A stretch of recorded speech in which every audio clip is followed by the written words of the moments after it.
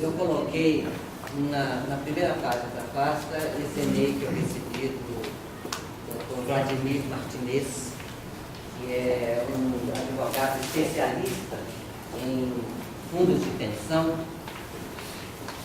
Ele me respondeu a um e-mail muito singelo que eu fiz perguntando: nós todos estamos preocupados com retirada de patrocínio. O que o senhor pensa a respeito? Ele respondeu esse e-mail. Ele diz, acho que tem alguns aí que estão sem esse e-mail.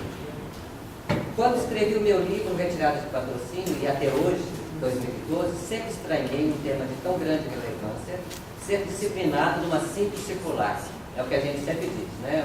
Um assunto fundamental na vida de todos nós, uma circular que meia dúzia de pessoas fazem, né? Até hoje manifesto minha estupefação, pois as regras aplicáveis envolvem toda a estrutura organizacional da Previdência Complementar. Hoje julgo que o tema volta por variados motivos e não os alcanço inteiramente, parecendo que digo respeito à nova ordem econômica, mundial e nacional, e uma busca frenética à contribuição definida. A minuta reclama um estudo demorado e aprofundado, e infelizmente só poderei fazê-lo profissionalmente, pois, a meu ver, é a maior reforma da Previdência Complementar depois da Lei Complementar 109 de 2001. A grosso modo, de modo singelíssimo, estou apenas tentando responder a seu e-mail, me parece, de além anunciar aos quatro ventos que a retirada é possível, o que alguns desavisados não sabiam, a maior novidade é perceber-se certa facilidade para a dação da contribuição definida. Aqui eu acho que ele se equivocou, porque o grande risco é a dação do benefício definido, né? Julgo que é preciso criar regras de garantias quando da convenção inicial, da criação do plano de benefício, institucionalizadas na lei. O grande perigo, como a senhora diz, é historicamente o próprio da Previdência Complementar. Caso sua associação tenha algum interesse em ver o texto analisado, ponto a ponto, posso fazê-lo desde que solicitado na forma de um parecer fundamentado. Bem, isso aí significa que nós vamos pedir. Só que eu acho mais produtivo pedir depois que a resolução tiver sido publicada. Porque agora não em cima de uma minuta, em cima de uma minuta, pode não adiantar muito. Tá, era uma aula também. Bem, eu não vou contar toda a história da Previ, não, porque vocês conhecem, né? Esse trabalho é fundamentado nos resumos do Rui Brito. Ele fez uma condensação, está na íntegra na pasta, na mesma ordem das lâminas, né? Então, até 67, o Banco do Brasil complementava como empregador a diferença entre o salário recebido dos seus empregados e o valor do benefício concedido pela Previdência Oficial. Ao final de 66, teve a primeira grande mudança, né? O banco anunciou que só complementaria o valor de aposentadoria dos empregados que até 14 de abril de 67 estivessem aposentados ou preenchessem as condições de se aposentarem. Informaram ainda que a Previ, então denominada CAPRE, encontrava-se em processo de extinção. Seria convocada uma GE para reabri-la e novas inscrições a partir de 15 de 4 de 67, o que efetivamente aconteceu. Houve repressão, tá? A CONTEC questionou a legalidade da decisão. Houve recurso ao judiciário feito pela CONTEC. Tá? Houve sentença favorável aos empregados. Tá? Foi reconhecido judicialmente o direito dos chamados grupos pré-67, que caberia ao banco a obrigação de verter as contribuições pessoais e patronais devidas a partir das datas em que forem empossados no emprego, se quisesse atribuir a Previ. Esse adendo aqui. Na criação da Previ, a CONTEC reagiu, bem diferente do que ocorreu na década de 80, quando da extinção do plano de cargos e salários e a instituição de um interstício maior para a promoção, bem como a redução da diferença entre uma letra e outra, que o movimento sindical se omitiu. O BB já não cumpria compromissos naquela época, já não vertia contribuições. Os dirigentes sindicais alegavam que havia negociado um acordo com o banco. porque o banco havia sido notificado pela Comissão de Valores e pelo Banco Central de que deveria efetuar o registro da sua dívida para com a Previ. A direção do banco convocou então os dirigentes sindicais da Concrefut, representantes de empregados da Previ, para negociar a transferência dessa dívida para o plano de benefícios, o nosso plano. O contrato, o que foi? O acordo, segundo os dirigentes sindicais, foi negociado secretamente durante 2 anos. Só foi conhecido por nós, associados, com a divulgação de um fato relevante publicado em todos os jornais, onde o banco informava a constituição de reserva matemática garantidora do pagamento de complemento de aposentadoria devida aos associados da Previ, admitidos até 14/4/67. O valor negociado era de 11,9 bilhões, né? Bilhões, 11 bilhões, 900 milhões. Tá? O débito da dívida a ser transferida para a Previ ficaria reduzido a 5,870 bilhões. O pagamento desses 5,870 estava previsto para ser feito em 32 anos. A parte dos superávites anuais obtidos pela Previ, então já naquela época o banco dizia que a parte do superávit era dele, contribuiria para reduzir o valor da dívida do banco para com a Previ. Com base na performance da Previ nos últimos anos, o banco estimava que essa dívida estaria amortizada em 4 anos. Os empregados, a partir da aprovação pelo Corpo Social do novo Estatuto, estavam participando do plano de contribuição definida, que é o Plano 2 Previ Futuro. Após a divulgação do fato relevante, o movimento sindical assumiu as glórias, dizendo que era uma conquista histórica, afirmando que a lei dava ao banco o direito de se apropriar de 2/3 dos superávitos da Previ, e que esse acordo garantiria o pagamento de aposentadorias do grupo pré-67, que era resultado e que isso tudo era resultado do trabalho dos diretores.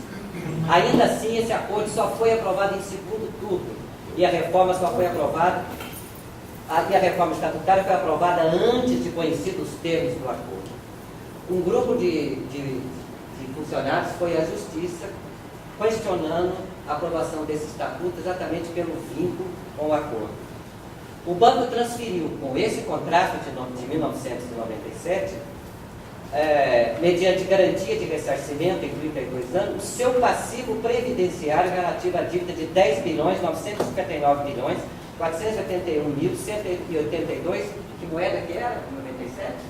Já era real. O valor da dívida corresponde ao passivo do banco, transferido para a Previ, de 10 bilhões, foi reduzido a 5,884. O pagamento do saldo remanescente, previsto por 32 anos, foi quitado em aproximadamente 5 anos. As condições pactuadas, a cláusula terceira, o contrato BB Previ está nessa pasta lá no fundo, na íntegra, o contrato aditivo. 53% da despesa mensal do pagamento de complemento de aposentadoria dos integrantes do grupo pré-67. Como contribuição amortizante antecipada, cláusula 4 e 7, facultava ao banco o pagamento antecipado dessas contribuições a título de amortizantes antecipadas, mediante a utilização de 2/3 dos superávitos apurados do balanço da Previ. Como contribuição extraordinária a remunerar o custo de oportunidade do dinheiro desembolsado, sempre que o banco deixar de recolher contribuição antecipada, se essa for inferior à diferença entre o total das despesas com o pagamento do complemento de aposentadoria para os integrantes do grupo, sempre que é grupo pré-67. A cláusula 8ª, vocês podem ver aí, quando o montante creditado ao banco como contribuição amortizante antecipada for igual ou superior ao valor das reservas a amortizar, e enquanto perdurar essa situação, o banco ficaria dispensado de efetuar as suas contribuições amortizantes ordinárias, antecipadas e extraordinárias. Com esse acordo, vendido pelos dirigentes sindicais que negociaram com a administração chinesa, no governo FHC, foi inaugurada a era que perdura até hoje da capitalização do banco com recursos retirados das reservas da Previ. Apenas o abatimento inicial de 5 bilhões concedido em 24 de dezembro, atualizado pelo IGPDI até junho de 2004 e a partir de então pelo INPC, acrescido de juros de 6%, em maio de 2012 atinge 38,4 bilhões. A planilha está logo em seguida. Em 2002, ao serem defenestrados pelo interventor, os que ocupavam o cargo na diretoria da Previ, eles publicaram um documento que se chamou Verdades e Mentiras sobre a Intervenção da Previ, onde eles confessam que esse acordo foi firmado para evitar a falência do banco. Claro que é uma afirmativa questionável, né? Após a rejeição do acordo em primeiro turno, o banco divulgou em 20 de julho um fato relevante, afirmando dispor de créditos tributários decorrentes de prejuízos fiscais, no valor estimado da dívida que ele precisava, né, da Previ, 11 bilhões.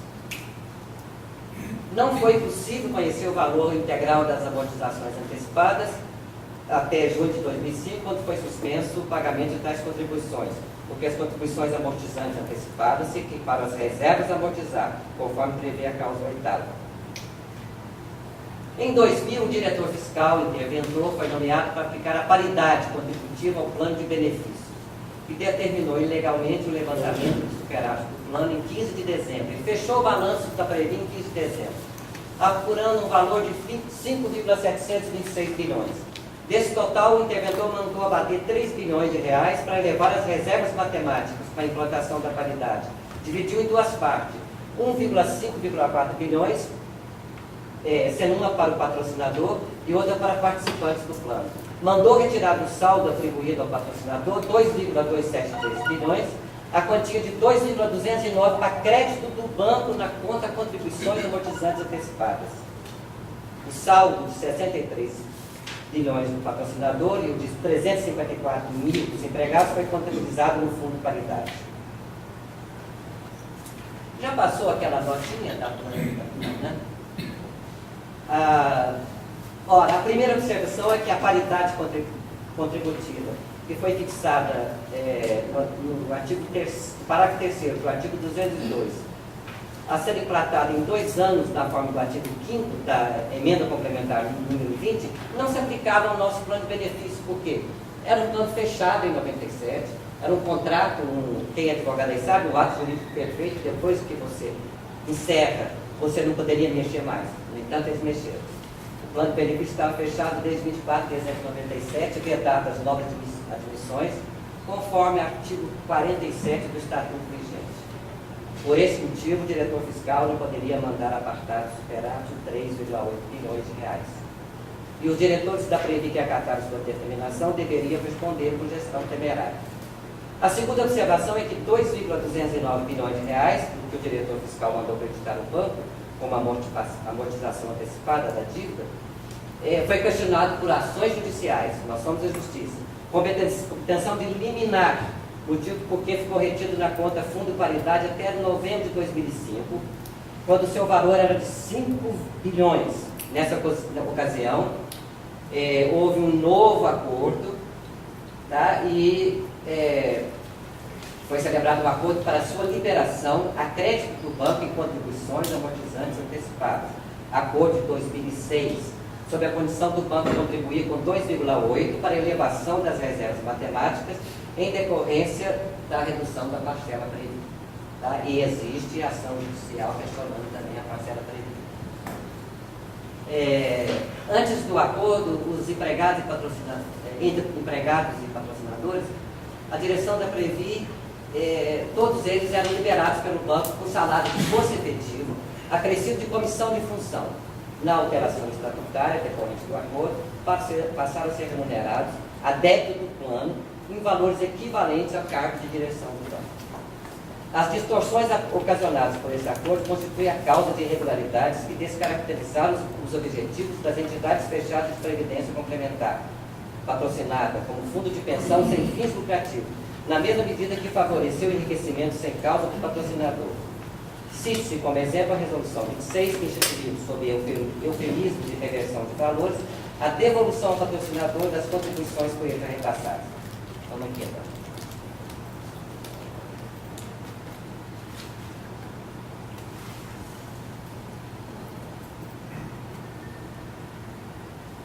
Abaixo, visualizar, é isso.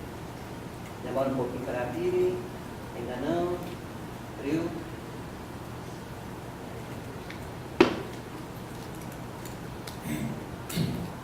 Não é isso não, está abrindo arquivo errado. Aí. Bem, esse trabalho, diga-se de passagem, é do Rui Brito. Ele fez uma planilha atualizando todos os valores desviados a partir de 1997. A relação entre os participantes ativos e aposentados do plano de benefício, essa tabelinha também está aí. Patrocinado por empresa privada ou estatal, é disciplinada por um contrato de adesão. Uma vez firmado por aderentes, constitui ato jurídico perfeito, protegido pelo artigo 5º da Constituição Federal, contra modificações futuras. Tais são as razões pelas quais foi ilegal a implantação da paridade contributiva aplicada às contribuições pessoais e patronais dos participantes do plano de benefício. Vai na tabela 1. Se não tiver bem claro aí, está na pasta. Tá? Na implantação do acordo BB-Previ, tá? Esse aqui é o ano, o índice GPDI, o índice mensal, o valor que foi retirado dos benefícios. Então, essa foi a primeira retirada, 5 bilhões. Tá? Aí fomos corrigindo. Abatimento inicial da dívida do banco, cláusula primeira do contrato de 15 de dezembro, mencionado no fato relevante. Próxima.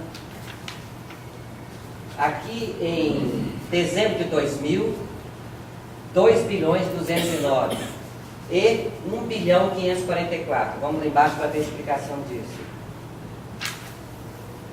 Abatimento inicial da dívida do banco, cláusula primeira do acordo, contabilizado como contribuição amortizante antecipada da dívida, cláusula 7ª, destinada a financiar a contribuição do banco correspondente a 50% da elevação das reservas matemáticas para a implantação da paridade. O valor de 2 bilhões 209 milhões foi transferido do superávit do plano de benefício para crédito do banco com a amortização antecipada prevista na cláusula 7ª do acordo de 97.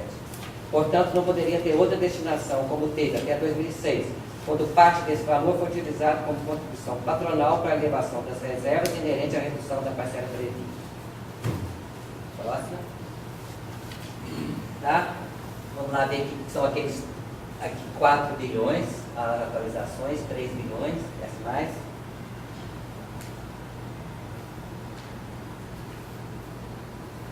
Abatimento inicial da dívida do banco, como já foi dito, destinado à contribuição do banco da implantação da paridade. Vamos chegar lá na última. Próxima. Baixa tudo para ver se acabou. Acabou. Então aqui, levanta. Mas não, lá no final da planilha. Os valores desviados do Banco do Brasil, a soma desses 38, mais esses 10, mais esses 7, aqui, até 31 de 12 de 2011, 58 bilhões, 148, 690. Isso o banco já levou da frente. Volta lá no nosso PowerPoint.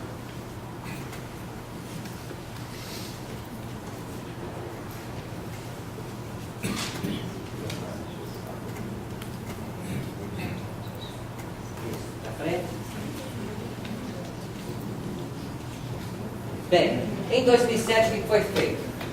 Foi a criação de benefícios adicionais. O que foi feito? Suspensão temporária das contribuições. Tá? Somente a suspensão atingiu do superávit da época 703 milhões. Benefício especial de remuneração calculado na base da diferença do teto contributivo de 75 para 90. Atingiu 21 colegas, consumiu 4 bilhões. Benefício especial de proporcionalidade. Tá? As mudanças... Tem mais explicação lá para frente. Tá. Esse benefício consumiu até o balanço de 2008, 1 bilhão 685 de superávit da Previdência. Renda certa, 33 bilhões, sendo que há colegas que receberam 1 milhão e 700, 1 milhão e meio. Tá. Os benefícios criados a partir do superávit, 703 bilhões para suspender contribuições, 4 bilhões para o fundo de remuneração, 1 bilhão para a proporcionalidade, 33 por renda certa, 6 bilhões no total. No balanço do BB de 2008, beleza, balanço do BB de 2008, o banco dizia o seguinte: que foram interpretadas por entidades de classe e associações, ações judiciais que questionam a legalidade da Resolução 26. Ações judiciais da Federação, da FPB, do Sindicato de Brasília, tá? Tendo em vista as diversas ações movidas em relação à Resolução 2006, o Banco do Brasil entende que, embora essa norma tenha esclarecido algumas questões que vinham sendo discutidas até então, principalmente com referência aos valores a serem atribuídos a patrocinadores e participantes, quanto à existência de superávit nas entidades, essa resolução não altera as definições existentes na regulamentação vigente, não tendo, portanto, efeito sobre a necessidade de registro de ativos e passivos atuariais. O banco dá essa explicação. Bom, no balanço de 2009, o banco diz que 12 bilhões foi transferido para ele, sendo que 7 em 31 de 12 de 2008, conforme cálculos atuariais requeridos pela deliberação 371 da CVM. Agora ele diz uma coisa interessante. Sua realização ocorrerá obrigatoriamente até o final do plano. E entende-se por final do plano a data que for pago o último compromisso, pensão do plano 1. E aqui que está a gravidade. Poderão ocorrer realizações parciais desse ativo atuarial, condicionado ao atendimento dos requisitos dispostos na Lei 109 e na Resolução 26. No balanço de 2010, o banco já registra 14 bilhões e 609. Tudo aí, esse balanço também mais detalhado. Vamos para frente. A Previ em 2010. O plano 1 já tem muito aposentado, que representa grande desembolso com pagamento de benefícios. Essa característica contribuiu para a redução do ativo líquido em 3,3 bilhões. Isso é Previ dizendo lá no relatório.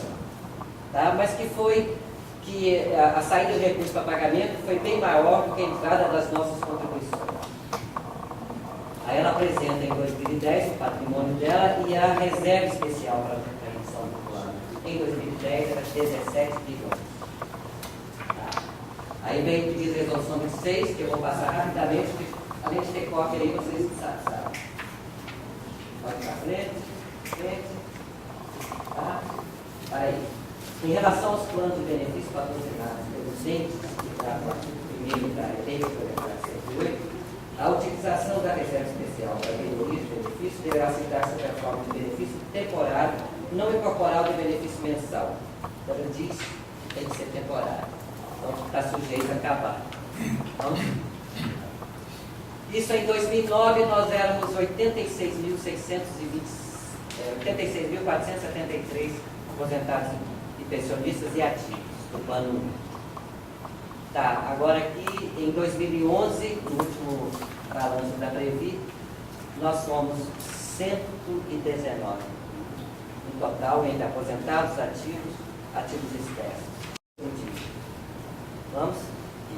O balanço do BB de 2010, ele coloca aqui na nota 11B o valor que ele registra lá da Previ, 44 bilhões.